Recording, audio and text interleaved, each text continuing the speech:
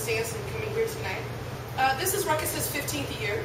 We're really excited to have been around 15 years, to still be engaged and fighting side by side with y'all. So in honor of our 15th year, we wanted to talk to our folks. We wanted to talk to the movement. We wanted to kind of put our finger on the pulse of what's going on with direct action. Where are folks with direct action? What are new innovative strategies that people are using? What are mistakes that we're looking at that we're correcting? And what are new pathways that we're envisioning for direct action in our campaigns? What is it about these things that makes it effective for the work that we do? So we wanted to hear from y'all because, you know, we like to come into these spaces and learn from you folks that are engaged in these struggles and doing this work and working side by side with frontline folks and other folks. And, you know, we just kind of wanted to hear from y'all as to, you know, how are things, where are things at, and what are things that we should be trying or learning from each other? What can we share with each other? What are inspiring stories that we've heard about or we know, either here in the U.S. or outside of the U.S., you know, that can help us kind of come together. So who is Ruckus and how does Ruckus work? I'll hand it over to Megan and she can tell you a little bit more.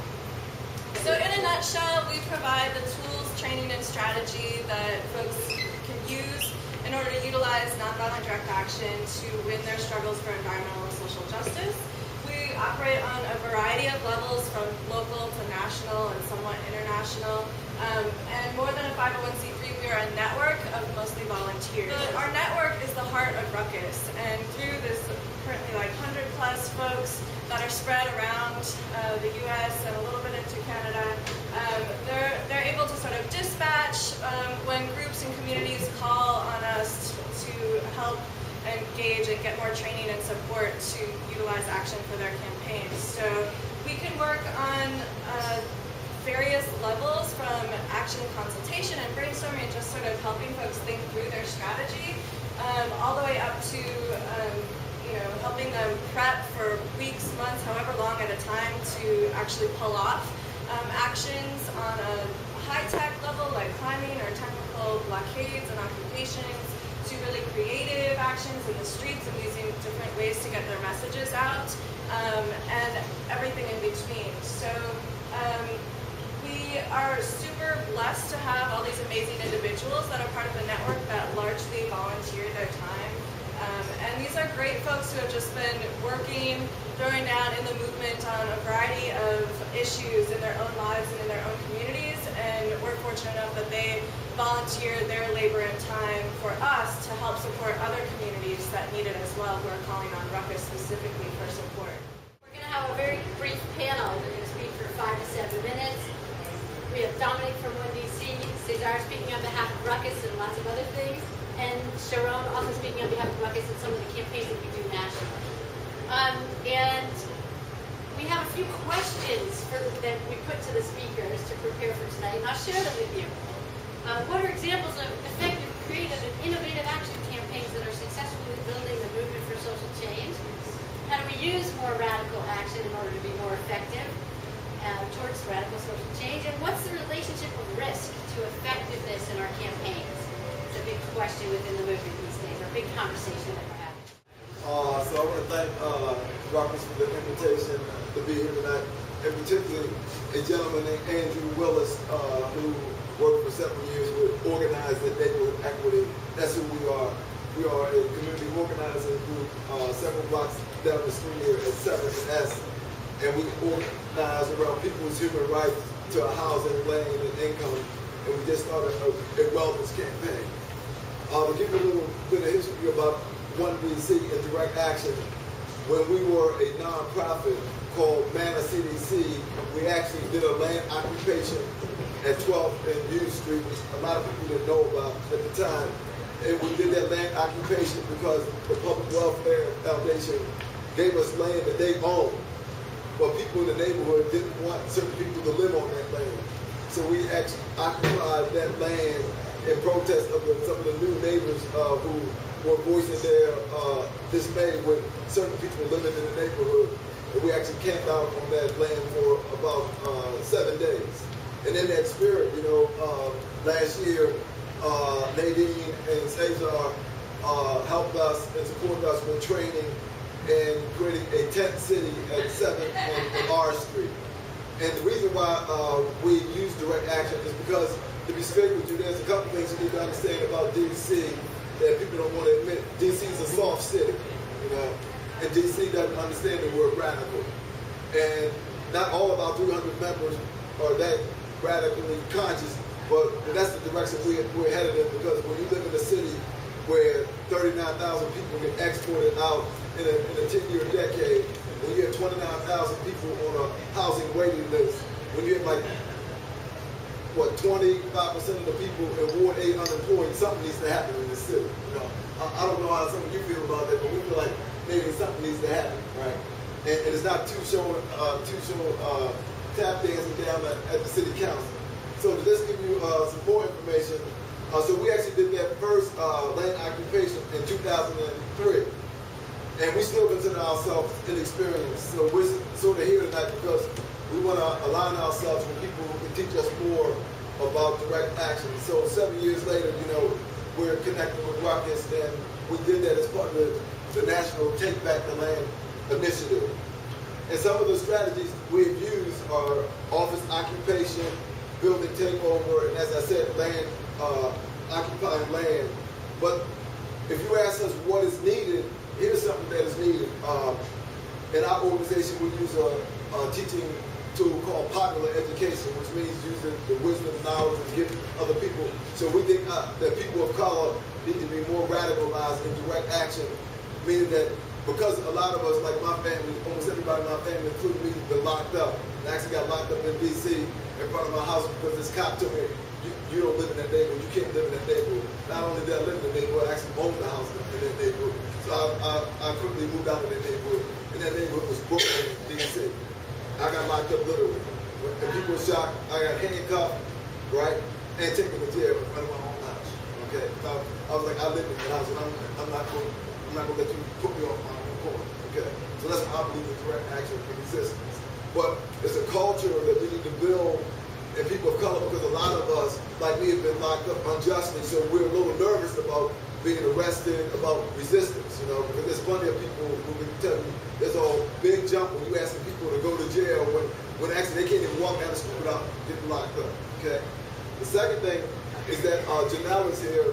Some of you know Janelle, and she worked with 1DC, and we believe in the power of art. We come from a gifted people, so we should use art and puppetry as a way to enhance direct action and make it more powerful and meaningful, okay?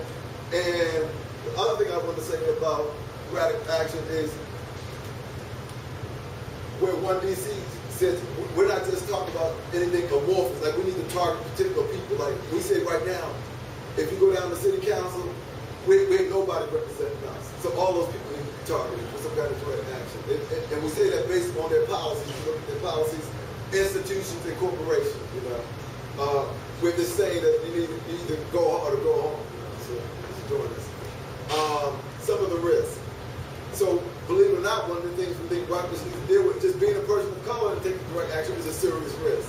If you know what I mean. If you look at the incarceration rates, just to give you another fact, right now I'm living between two cities, actually living down the street and living in Baltimore where I grew up, where there are 16, we call them criminal justice facilities. I actually grew up in front of the state penitentiary and the city jail. Okay? And so we call it Greystone College, because we went from the projects to the state penitentiary and the city jail. So if you're trying to tell me to get arrested, you know, and talk to my cousins, and you're like, what are you saying here? You know, this happened by accident to us, okay? So that's the first thing. Being a person of color is a big risk. The second thing is dealing with the whole concept of criminalizing people of color. So somehow people have to move from seeing this as criminal activity, right, to activity of justice.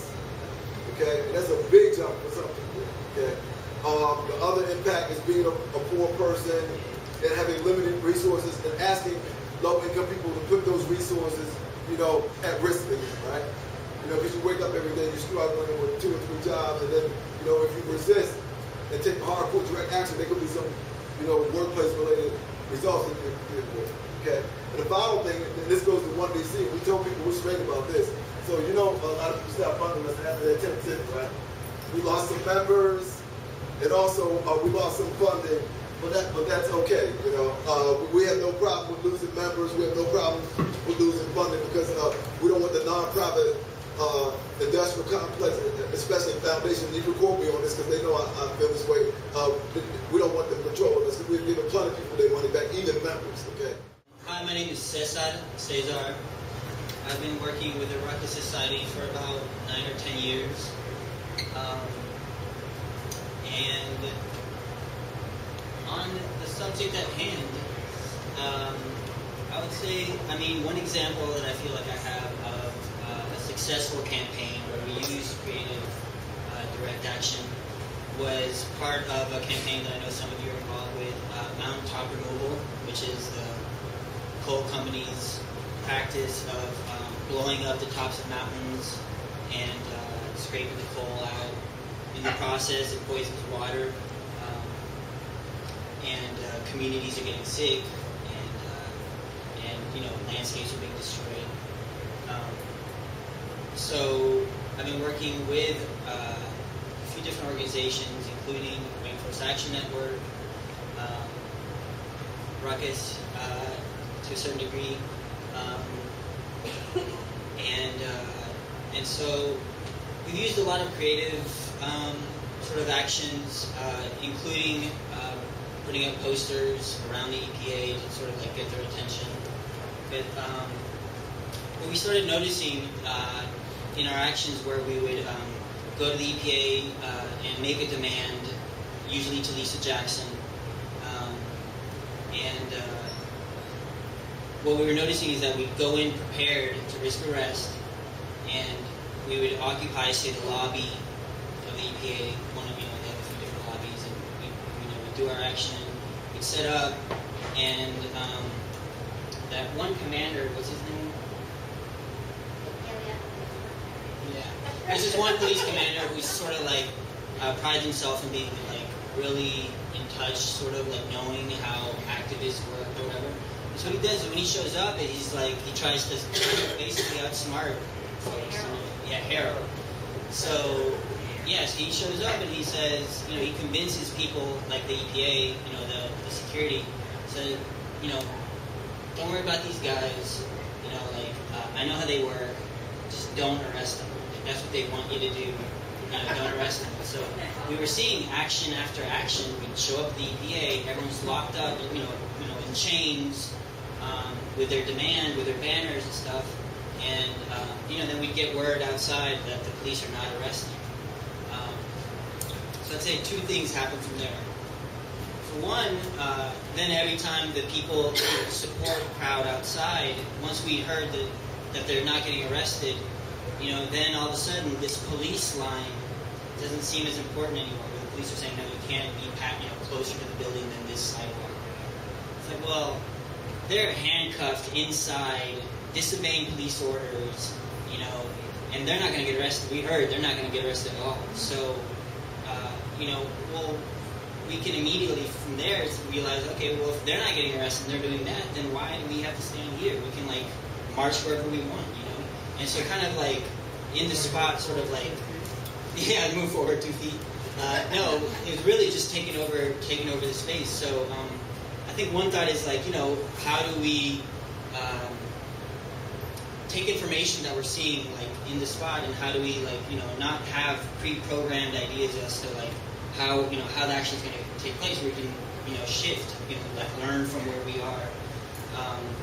But then I asked Rainforest Action Network to sort of include the artists instead of just asking us to paint the banners. You set up the action, you figure it all out, and then a few days before the action, hey, we need this banner painted with this message.